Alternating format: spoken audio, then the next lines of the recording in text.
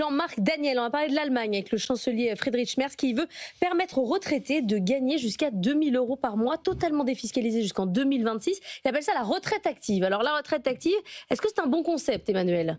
Ah, c'est un super concept. Et moi, je suis admiratif quand même de ce chancelier qui est très fort parce qu'il y a cette incitation effectivement assez rémunératrice à travailler plus longtemps. Mais il va beaucoup plus loin que ça quand même, hein, parce que ça, c'est la carotte. Mais il y a le bâton. Le bâton, c'est quand même quand Friedrich Merz dit le contrat entre les générations doit être repensé. Cette réforme de notre État social nous attend. Nous l'avons promis, nous tiendrons nos promesses. Donc, il promet quand même des réformes assez dures. Il les annonce. Et puis, à côté de ça, un langage de vérité qui s'accompagne quand même d'une capacité à faire des coalitions. Il faut reconnaître qu'en France, on n'a ni des dirigeants qui sont capables d'avoir un langage de courage et de vérité, qui ne sont pas capables non plus de faire des coalitions. Il a essayé quand même, non ? Vous vous rendez un peu assez... Non, il n'a pas vraiment essayé. Okay. Non, il n'a pas vraiment essayé. Pardon. Et donc, on se dit, bah oui, on aimerait bien voir ça en France. Bon, je ne reviens pas sur la problématique du financement des retraites, avec des retraités qui vivent mieux que partout ailleurs, qui ont une durée de vie à la retraite plus élevée que partout ailleurs. Et donc, cette générosité, elle a un coût important. Il dit, on ne peut pas sacrifier les générations futures pour les retraités. Et quand vous regardez l'écart, finalement, de dépenses publiques entre la France et les autres pays européens, il y a plus de 7 points. Il y a plus de la moitié, c'est santé et surtout retraite. Donc oui, après la solution, moi je pense qu'effectivement, il faut aussi réfléchir sur toutes ces solutions qu'on veut appliquer à tout le monde. Quand vous regardez les sondages, il y a à peu près 30% des Français qui aimeraient travailler plus longtemps après leur retraite. Eh bien déjà, laissons cela aller plus loin. Donc oui à la retraite progressive, oui à la retraite personnalisée, oui à la retraite à points, tout ce qui peut mettre un peu d'individualisation dans un système qu'on voudrait corseter. Moi, je suis totalement... Nous avons un retraité actif sur ce Tout à fait. Je suis un retraité actif qui, avec les dispositions nouvelles, s'est remis à cotiser pour une retraite que probablement il ne touchera pas, parce que compte tenu des conditions... Et on cotise pour les autres, Jean-Marc ? Oui, c'est très bien, tout à fait. Je pense qu'effectivement... Il faut même rappeler que les boomers, Jean-Marc, touchent 2 fois plus de retraite que ce qu'ils ont cotisé, non, alors que ceux d'aujourd'hui touchent la moitié seulement de ce qu'ils ont. Ça, c'est faux. Je vous rappelle qu'à la librairie de l'Écho, nous avons eu un petit repère sur la retraite qui expliquait pourquoi c'était faux. Mais donc, je reviens sur ce que vient de faire l'Allemagne. En fait, c'est pas une attaque contre une génération. Justement, ce que dit le chancelier, c'est qu'il faut revoir complètement l'État social, le contrat social, les solidarités intergénérationnelles. Et il prend des dispositifs non seulement pour permettre aux retraités de davantage travailler, dans un âge de départ à la retraite qui est déjà à 67 ans en Allemagne, mais il annonce qu'il va prendre des dispositions aussi pour revoir l'indemnisation du chômage, et il annonce aussi qu'il va revoir éventuellement l'accès à l'université, l'exigence en termes d'accès à l'université. Or, vous avez récemment d'ailleurs dans les Échos, pour parler d'un journal... Mais citez-les, allez-y. Mais n'ayez pas peur, enfin, Jean-Marc. Jean-Marc a honte de lire les Échos, mais c'est non seulement de lire, mais d'y contribuer. Mais c'est pas grave, Jean-Marc.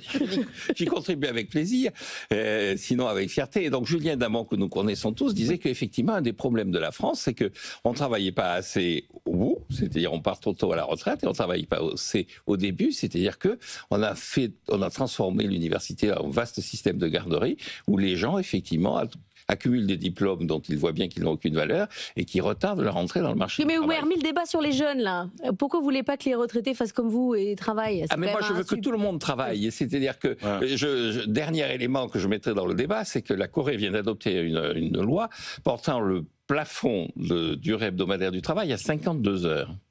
Pourquoi tous ces pays prennent ces mesures ? Parce qu'effectivement, tous ces pays... La démographie. C'est la démographie. Et donc, je pense que derrière tout ça, il faut se mettre à penser, non pas en termes d'assaut contre les boomers, mais en termes de construction de la silver economy, et arrêter de dire que l'avenir, c'est la réindustrialisation. L'avenir, c'est la silver economy. Il faut réfléchir, non pas à créer un réseau d'usines, mais un réseau d'EHPAD, et voir comment, effectivement, on assurera la solidarité avec les gens qui sont dans les EHPAD. Je sais que vous avez raison, mais c'est pas très vendeur comme ça. Attendez, quand il le dit comme ça, c'est quand même un peu plus vendeur que sa France d'épargnant qui fait rien et qui attend que le pognon tombe. C'est plus vendeur que Mumbai, c'est ça que vous voulez dire. C'est un peu plus intéressant. Moi, quand même, là où il y a un point aussi qui est très intéressant, c'est que quand vous demandez aux Européens à quel âge vous avez envie de partir à la retraite, il y a quand même des différences considérables. Si vous prenez par exemple un Danois ou un Suédois, ils vous disent 63, 64 ans. Le français, c'est 60 ans. Et si vous corrélez ça avec finalement, est-ce que vous êtes heureux de travailler, est-ce que vous êtes heureux de vos conditions de travail, vous voyez que c'est extrêmement lié. C'est-à-dire qu'en gros, les Français sont parmi ceux qui veulent partir le plus tôt et sont aussi ceux qui considèrent que leurs conditions de travail sont les moins bonnes.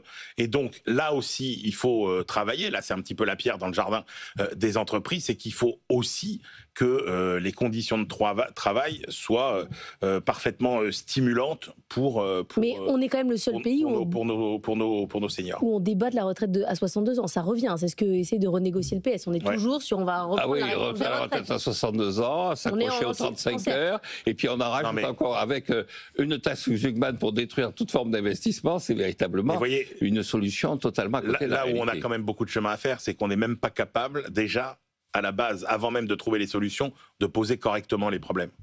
Et c'est ça qui est préoccupant, c'est que si déjà on... Mais c'est qu'en fait le seul sujet c'est la démographie, il faut juste partir de là. Oui, mais alors s'il y a bien un sujet... Il n'y a pas assez de place pour les démographes. Dans un monde où il y a tellement d'incertitudes, s'il y a bien un sujet sur lequel on est au clair sur les tendances à venir et où il n'y aura pas de surprise, c'est quand même la démographie. Donc c'est un sacré paradoxe. Merci à tous les deux, on se retrouve demain. Non, Jean-Marc, vous n'êtes pas là le vendredi. Non. Ça sera Raphaël Legendre qui débattra avec Emmanuel. Il faut travailler plus, mais en attendant, le lundi et le vendredi... Que les jeunes fassent les 52 heures réelles. On se la coule douce. Allez, à demain.